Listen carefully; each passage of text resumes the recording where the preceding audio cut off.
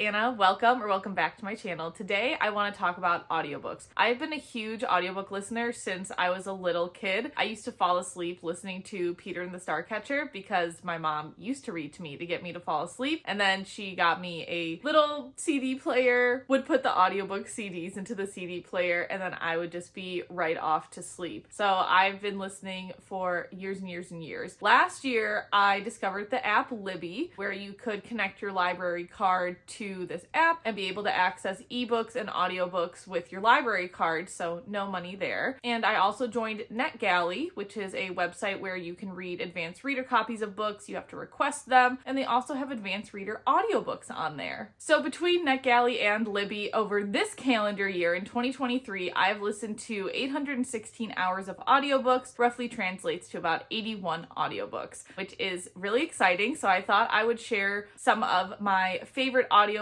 if you want to get into audiobook reading, some that you might want to wait till you listen to a few more audiobooks to get into, and then some books I wouldn't recommend necessarily as audiobooks. I would still recommend the books overall, but probably not in the audiobook format. I'm also a huge advocate of listening to audiobooks for free, so if you are nervous about not keeping up with the new releases as much, NetGalley is a great way to try to get into listening to some audiobooks early. I was able to listen to Divine Rivals as an audiobook e-arc, and I was then able to talk to Rebecca Ross about the audiobook narrators, which I thought made my experience unique with her. And if you are still worried about keeping up with the times and don't want to get into advanced reader copies, my Libby personally has been able to give me some great books this year, or at least some popular books when I go over this list. So for example, this year I've gotten Better Than the Movies, The Sunbearer Trials, All the Dangerous Things, The Spanish Love Deception, Yours Truly, and the entire Twisted series. So some pretty big social media books that I was able to get for free on Libby to listen to. I will say I do have 2 library cards on Libby. I have one for Wisconsin, which is my own library card. I always max out the holds on that card, so I have 10 holds on that card right now. And then my mother is also a reader. She rents audiobooks a lot at her local library. I asked if I could use her library card to get more of a selection. She said yes, so I always do 5 holds on her card in case she wants to have any holds. And then I think on Libby for that card, I can even rent up to 15 books, but I usually only rent 1 or 2 at a time from her card, so not overwhelming her in any way, but I feel like that's been a great way to get into reading. I know there's also the app Hoopla out there. I don't know too much about Hoopla. I don't think they have necessarily the same loaning system as Libby, but you still connect your library card. Again, another free resource to listen to audiobooks, because I think it can really get expensive buying audiobooks to keep. So those are my apps that I would recommend if you're even on the fence about audiobooks. Start with one of the free apps before getting into something like Audible or Scribd or something that's a paid for service. So I was originally going to do 5 audiobooks I love, 5 audiobooks that are just kind of meh, and then 5 audiobooks I would not recommend, especially if you're just starting to get into audiobooks. But I do have 6 recommendations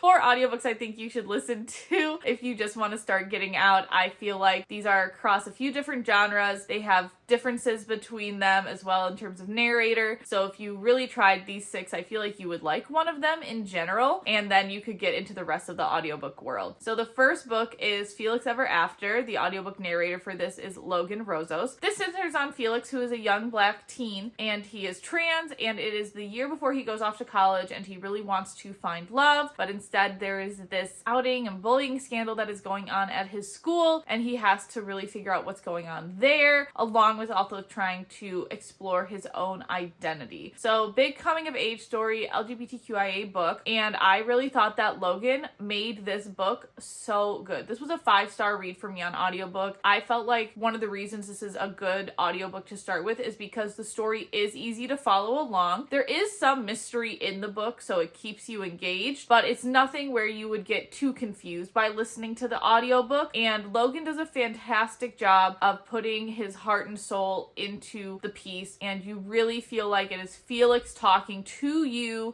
And I was just completely immersed by this audiobook and the narrator's performance, and I feel like this would be a great way if you wanted to get started into audiobooks. Going from, YA, coming of age, LGBTQIA book, we have more of a horror book with Ring Shout. Channing Wait's performance on this book is absolutely stunning. I don't usually like singing in audiobooks. I think that's cringy. Cue the hanging tree from the Hunger Games audiobook. That one was not good. But Channing Waits in this production, there's a singing part in this, and I listened to it multiple times, even though it was an audiobook. It was just stunning. And because this is a horror book, right, there are a lot of descriptions, and I feel like that can intimidate people when going into an audiobook because you want to be able to follow along. Not everybody can see the pictures of words in their head, but for me, I can. And the way that this book was written and the way that it was performed in the audiobook, I felt like I was in Macon, Georgia during the 1920s, fighting alongside these KKK fighters, and I just really felt immersed in it. So again, Ring Shout is horror. We follow Maurice Bordeaux as she hunts demons with her gang of friends, and these demons are summoned by the Ku Klux Klan at this time. So again, it is horror. I feel like this was a very unique book overall. I don't know how much I would have honestly liked reading it on a physical copy after hearing Channing Waits' performance.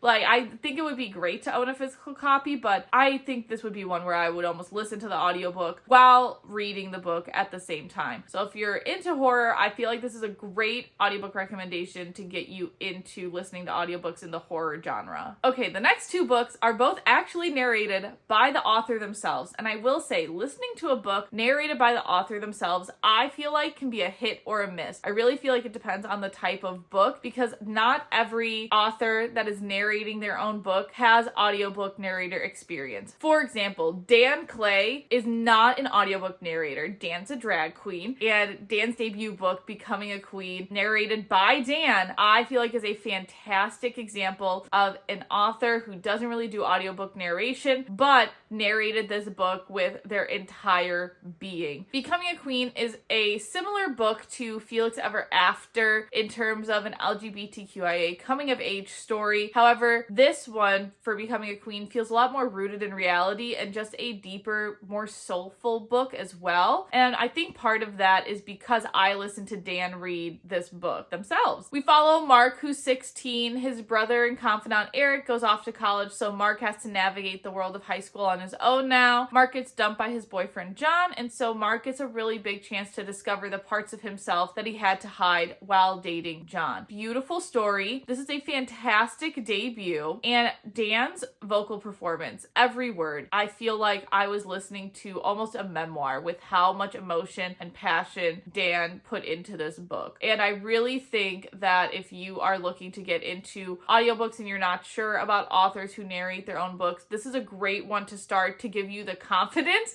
to choose other books by authors that narrate their own books. Now, there is an exception, and this is actually the sixth book that I added to the list. We have Travis Baldreed's Legends and Latte. Travis was an audiobook narrator before he started writing books, I believe, or it happened around the same time, but Travis's performance of this cozy fantasy book is absolutely amazing. Whereas Dan Clay's Becoming a Queen, you could tell the differences in voices, and I feel like he did a good job, but I feel like when listening to audiobooks, the tone that a lot of authors use for their characters is the same. Travis did not have that happen. It was very distinct who was talking. I really liked the vibes of his voice. Legends and Lattes follows Viv, an orc barbarian who leaves the life of violence behind to go to the town of Thune and open a coffee shop. And this is very much what I feel like is cozy fantasy. There is really not a lot of violence mentioned beyond, I think, like the very first chapter, just talking about Viv's background. You have these like quests almost to build the coffee shop, and Travis does a phenomenal job voicing every single character. I feel like there aren't too many characters to follow along in this fantasy book, and this is a great starter into the fantasy genre of audiobooks as well, because fantasy books on audiobooks can be extremely overwhelming with the world building and the number of characters. We'll talk about that in a little bit. And I feel like Legends and Lattes is a great way to get into that without being completely overwhelmed. It is also very low stakes, and I feel like sometimes if you're just getting into audiobooks, you might not be able to multitask the whole time while listening to audiobooks or be able to comprehend everything. You really have to listen, and I feel like Legends and Lattes is a great one to just sit and really listen to. It's fast-paced in my opinion. I think it's cozy. I was kicking my feet at some parts. I overall think it was a great audiobook. Now, if you're looking to get into more of the fantasy world that isn't just cozy, a great audiobook is Divine Rivals. I know this book has been raved about on book social media, but I really want to just talk about the audiobook part of it today. Quick description in case you haven't heard of Divine Rivals. You have two rival journalists who end up having a a magical connection as they both want to expand their careers. They end up going to a war zone for news research and also to then develop their relationship. So this is a romantasy, and what I like about this is any book that is dual perspective, in my opinion, or has multiple perspectives should have two audiobook narrators. Some people do a fine job of giving me the different perspectives and voices, but I feel like it's not the same as having two audiobook narrators. And the two audiobook narrators in Divine Rivals are Alex Wingfield and Rebecca Norfolk. Like I said earlier, I talked to Rebecca Ross actually about her audiobook narrators, and she got 3 males and 3 females, and she listened to each of them read transcripts, Alex and Rebecca to voice as audiobook. I think it was a phenomenal choice. With the dual perspectives, again, having 2 distinct voices to know who's talking, I think is a huge help, because sometimes chapters are just so long in audiobooks, you sometimes forget whose perspective it might be. There is no confusion with Divine Rivals. And I feel like this is a really accessible fantasy book. The world building isn't too terrible. You have gods involved, you have magic typewriters involved, so you are getting into the true fantasy aspects, but I don't think it's as overwhelming as listening to some other heavier fantasy on audiobook. So I would definitely recommend the Divine Rivals audiobook if you haven't read Divine Rivals yet. And then lastly is Night Crawling. This is based off of a true crime case of 2015 where it talks about the Oakland Police Department exploiting a young girl. This is a fiction book, but with a lot of truth built into it. The author, Layla Motley, did a really phenomenal job of telling you what was going on without having to spell it out for you. And I feel like books like that, where you have to read between the lines,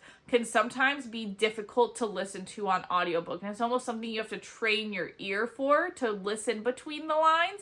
And with Night Crawling and Janice Abbott's performance in Night Crawling, I feel like this is a great starter book to get you into listening to more books that aren't necessarily as straightforward. The past 5 audiobooks I've talked about are fairly straightforward books to listen to. Night Crawling, you really have to listen between the lines, but I think that's accessible enough. If you want this to be your first audiobook, you can listen to it. I also think listening to audiobooks that are more contemporary fictions and with heavier topics is something that just allows you to get into the book more and gives you more time to reflect on the book, because I feel like sometimes when I'm reading a physical book, my eyes somewhat glaze over and I'm skimming. With an audiobook, because someone's reading it to me, I seem to be able to listen to it a lot better. So I feel like with Night Crawling, it's just a great combination of that heavier topics of books not being as direct and being able to almost train your ear to listen between the lines to get you into some other audiobooks. So I feel like if you listen to those 6 audiobooks, there'll be one that you like. It'll get you into the audiobook world and you will be greatly greeted. The next 5 audiobooks I want to talk about are just okay. I don't think they're the worst audiobooks to listen to. That'll come a little later. But I also think that you should not start with these 5 as your very first audiobook for a number of reasons. And once again, we're kind of all over the place with genre. So we're going to start with the heavier fantasy book, Carve the Mark by Veronica Roth. I thought she only wrote 3 books. I was clearly wrong. Now this is interesting because the audiobook narrators here, it is a dual perspective book. So we have 2 narrators and you've probably heard of one of them. The first is Emily Rankin and the second is Austin Butler. I had no idea Austin Butler was the audiobook narrator of that book until I looked it up for this video. So that's just like a fun fact, is that you have people, again, who don't necessarily do audiobook narration. I don't think Austin Butler's performance was the worst in the world, but it's just something to think about when going into it. There's almost this like stunt casting with audiobook narrators, and some do a great job, some do okay, and some don't. So that's something to keep in mind, is maybe waiting until a little bit later to get into those stunt casted audiobooks down the line. So Carve the Mark follows Akos and Syra as they live in completely different cultures and eventually come together with a common goal in mind. I feel like that's the best way I remember it, because one of the reasons this was met is this was pretty heavy, in my opinion, on like the fantasy science fiction side of it, and the world building was hard to follow along with for this audiobook. I wish I had this one physically so I could really delve into the world, and I just don't think this was as easy to follow along with world building wise. I still think eventually I remember points of this book after listening to it in like early January of this year. I remember parts of what the mark signifies and how they mean, but it wasn't as memorable of a fantasy audiobook as a science fiction audiobook as some of the other ones that I had mentioned before. So something to keep in mind is just, I really think starting with those lighter, cozier fantasy books gets your ear trained to listen to fantasy, because just like reading reading fantasy can be a skill with the world building, listening is pretty much the same way. Again, I don't think it was a bad book. It was just like, meh. Same thing with the audiobook version. I don't think reading it physically would have made a huge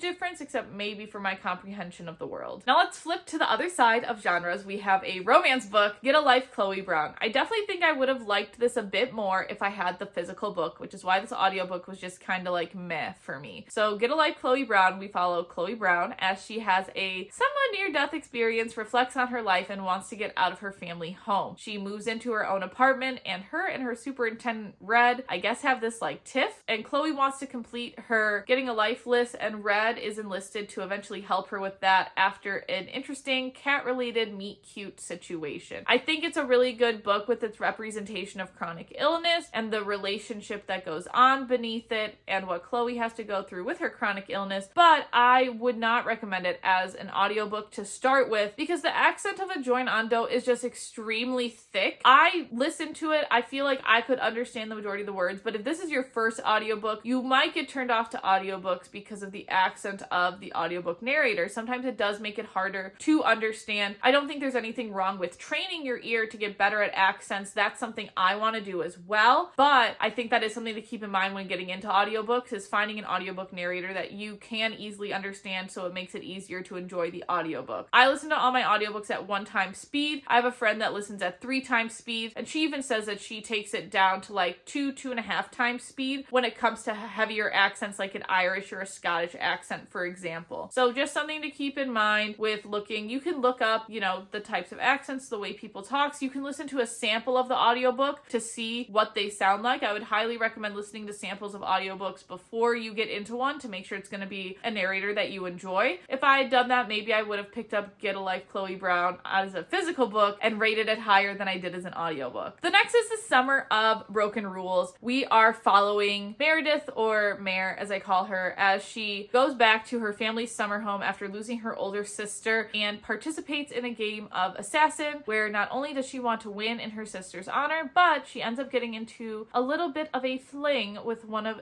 the men on the island. And so it's all about her kind of self-discovery journey, healing, and their relationship. The reason I did not like this on audiobook, the reason it was a meh audiobook to me, is because on this family island, it's like their whole family is gathered for the wedding. There's like at least, I am not exaggerating, at least 50 people you hear named. Do all those 50 people talk? No. So it's not as terrible, but it is confusing when you have this abundance of characters to try to attempt and follow along with if it's your first audiobook. I feel like the narration performance was fairly good. Lissa Brown did a decent job with different character voices, but if you're having that many potential voices with so many family characters, I feel like you should almost have a second narrator as backup of some sort. This book doesn't switch perspectives, so it doesn't necessarily call for it, but I do feel like with that many characters, sometimes with audiobooks, a narrator will just be interwoven in and out with the main narrator, and I feel like that would have been beneficial here just to give me some diversity of ranges with the characters' voices, because it was a little bit tough to follow along too.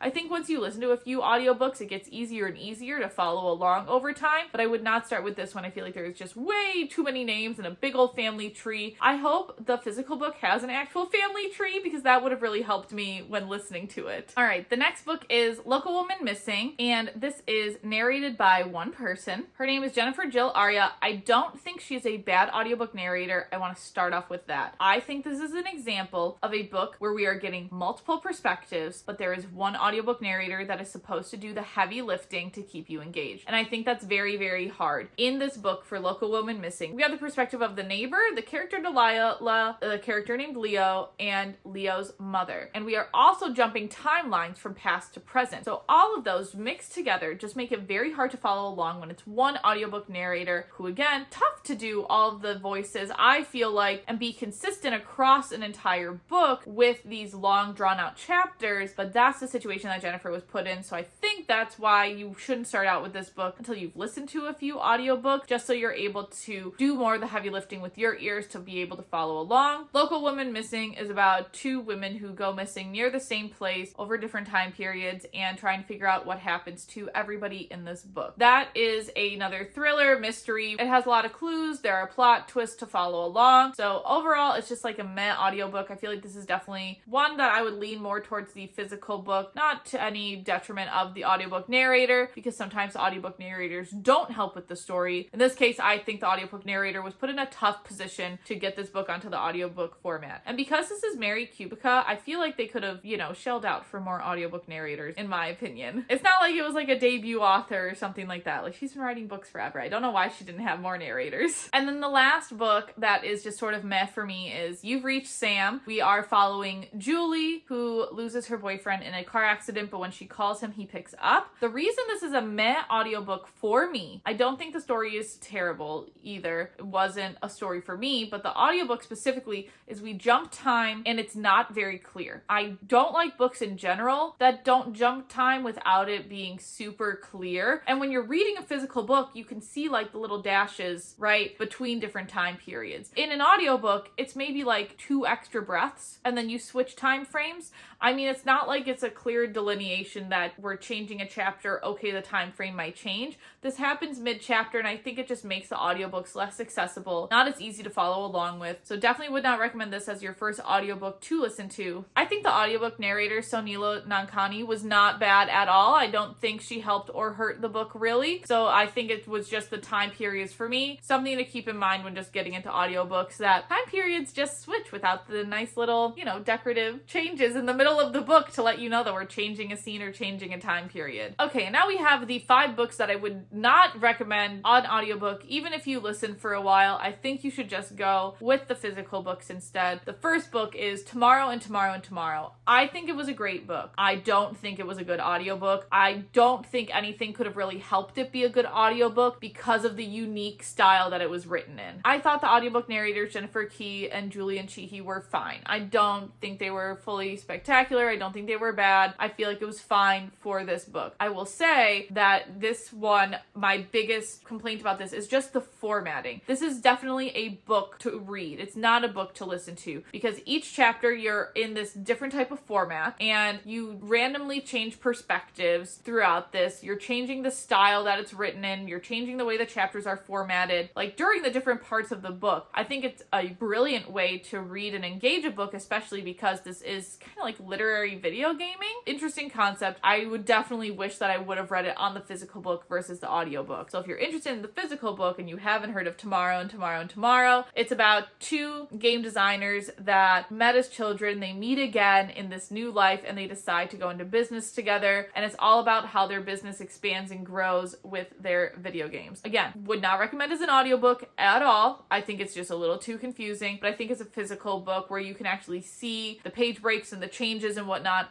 It just flows so much better. The next book is a semi-autobiographical, spiritual, higher level conceptual novel where you really would have to listen between the lines to understand it, in my opinion. And that's why I feel like reading it would have just been so much easier for me. And that's Freshwater by Akweke Emezi. This is a case where I really have enjoyed Akweke Emezi's books. I like their books as an author. I've listened to Pet, I've listened to Bitter, but with Freshwater specifically, Akweke narrates it themselves, and I just don't think the range is there to keep up with the number of characters and to keep you engaged in this book. I feel like this is more of a reading it physical book, would have translated it a lot better. Unfortunately, I don't think Akweke's narration themselves helped the book to be an audiobook that I would recommend. Still would recommend the physical book, but it's definitely a harder audiobook to listen to. Now that Akweke Emezi is a little more renowned, I wonder if they'll ever have somebody or multiple somebodies in this case re-record Freshwater, because I feel like that would be really interesting to see Freshwater with 2 narrators. And the reason I say I want to see it with 2 narrators is because we follow Ada, who is a Nigerian college student, and Ada has a lot of trauma in their life, and they have these 3 spirits in their head that kind of guides them through life. And I want to see those spirits narrated by different voices. I feel like I said, Akweke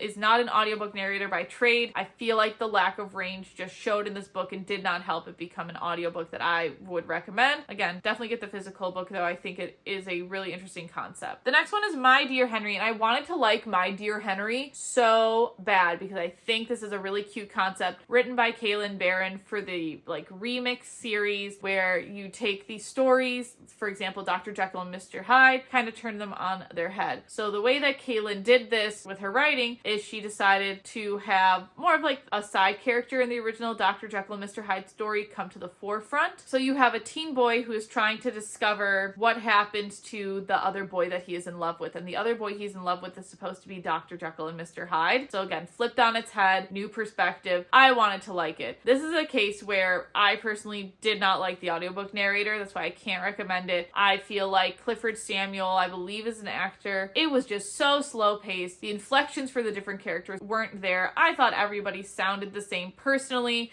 And this is where I think one of those stunt castings just don't go over very well for me. So that's why I feel like pick up the physical book for this, as the audiobook narrator doesn't really change his voice that much. And honestly, it was kind of a good sleeping audiobook, like falling asleep to it, because I will say Clifford Samuel's voice was relaxing, but then I just fell asleep to it. Like I said at the beginning of the video, I listened to Peter and the Starcatcher almost every day as a kid to fall asleep. So it might just be me listening to male authors makes me sleepy. So it might just be me listening to male audiobook narrators makes me sleepy. I don't really know, but I definitely would say get the physical book for this. I feel like it would go over a lot better than how the audiobook went over. The next book is romantic comedy. The audiobook narrator is Kristen Sieb. I don't think it was up to Kristen. I don't think this was a good audiobook format again. Similar to Tomorrow and Tomorrow and Tomorrow, romantic comedy does have different perspectives in it. So we have this female comedy writer named Sally who doesn't think she's going to ever find love until this pop star, Noah Brewster, comes into her life. However, this is a COVID-related book, so there is a good portion of the book that is emails back and forth between Noah and Sally, and I just don't think the range was personally there for the distinct voices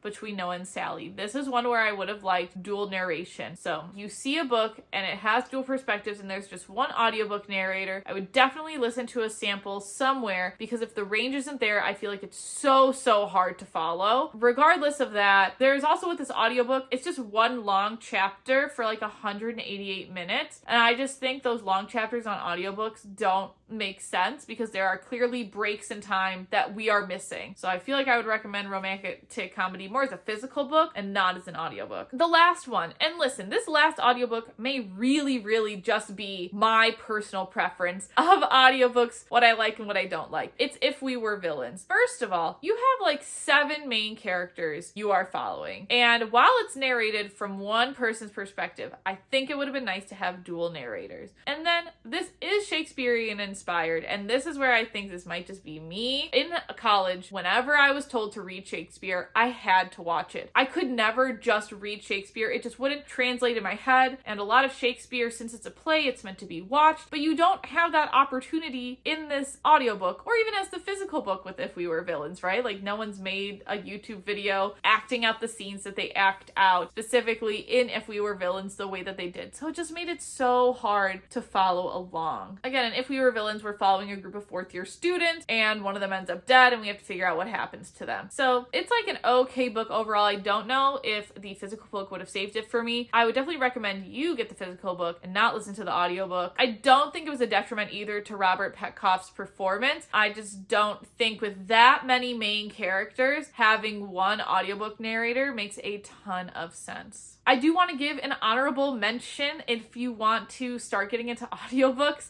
The only reason I didn't put this at the beginning of the list is because I feel like this book is so unique that it kind of sets your expectations so high for audiobooks. And to me, nothing has really matched this specific audiobook. And that is I'm Glad My Mom Died by Jeanette McCurdy. Audiobook narrated by Jeanette McCurdy. I think that is like the best audiobook I've ever listened to. The best one by far. But I don't think I would recommend starting with it because then again, it sets your expectations too high. So I just want to give an honorable mention to that one. Outside of that, I hope you like my audiobooks list. If there is a specific genre that you are looking to get into for audiobooks, let me know in the comments. I probably have some type of starter recommendation. I would definitely recommend after this video downloading Libby, seeing what's available at your local library, and hopefully you get started into listening to audiobooks too, because I think it's a great way to switch up your medium of reading. We're going to switch back to physical books for the next YouTube video, but I just really wanted to explore my love of audiobooks in this video. If you have any other video ideas that you want to see related to audiobooks, I would definitely be so happy to make them, and maybe I'll make another audiobook related video in the future.